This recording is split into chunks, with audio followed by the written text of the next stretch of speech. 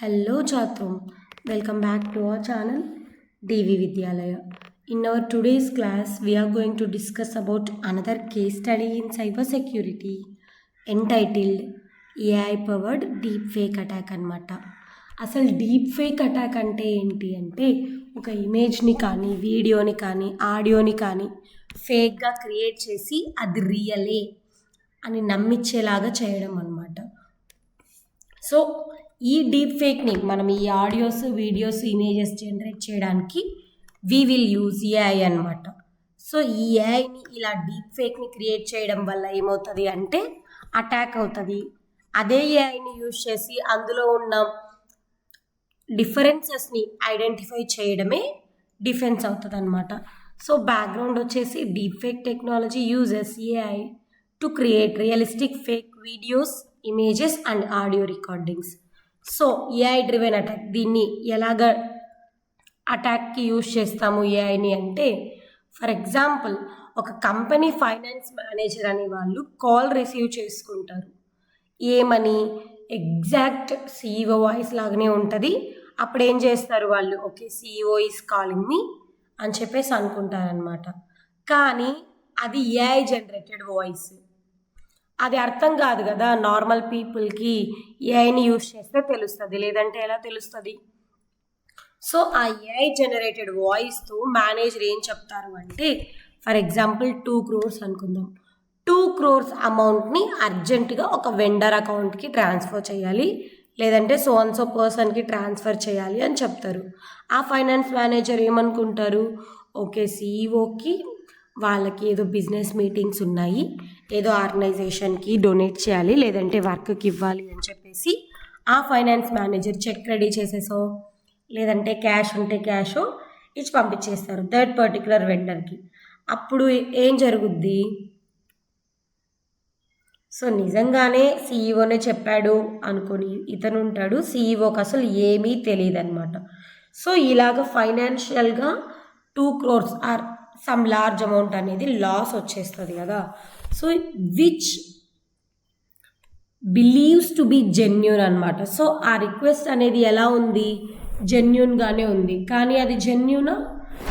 So ఇలాంటి frauds చేయడానికి, ఇలాంటి అటాకింగ్స్ చేయడానికి ఏఐ అనేది యూజ్ చేస్తున్నారనమాట అటాకర్స్ అనేవాళ్ళు.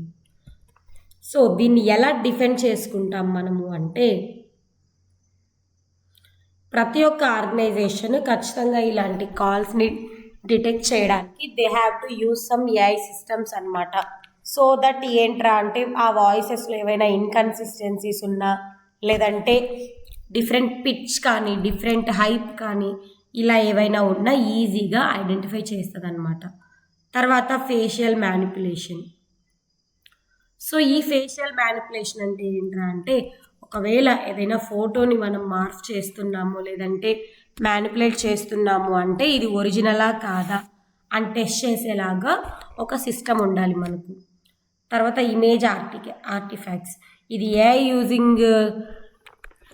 ఏఐని యూజ్ చేసి జనరేట్ చేసిన ఇమేజా లేదంటే ఒరిజినల్ ఇమేజా అని ఐడెంటిఫై చేయడానికి ఒకటి ఉండాలి.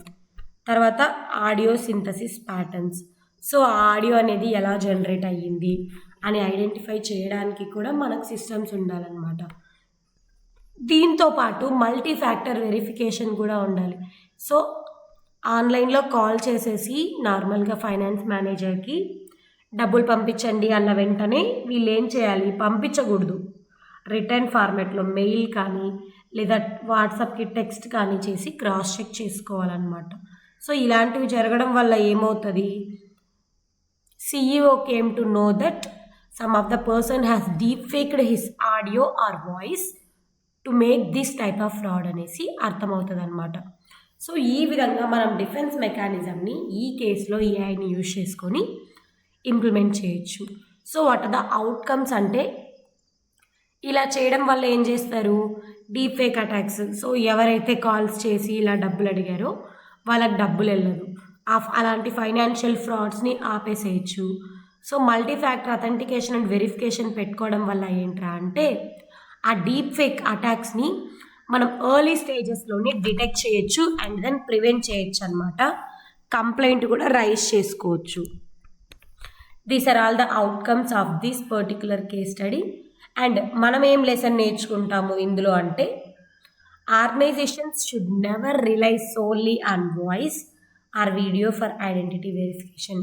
సో ఐడెంటిటీ వెరిఫికేషన్ కోసం ఏ ఆర్గనైజేషన్ కానీ, స్కూల్ కానీ, కాలేజ్ కానీ ఖచ్చితంగా ఓన్లీ వన్ వాయిస్ మీద ఆర్ వన్ వీడియో మీద డిపెండ్ అవ్వకూడదు అనమాట.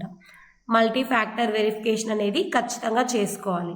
So this is what this case study is. AI power deep fake attack అనమాట. So if you have any doubts, please let me know in the comment section and I will explain you more clearly about this. So in our next class, I am going to discuss about another case study, which is AI based intrusion detection system. Until then, keep learning, keep growing. Bye bye Chatrom. Thank you.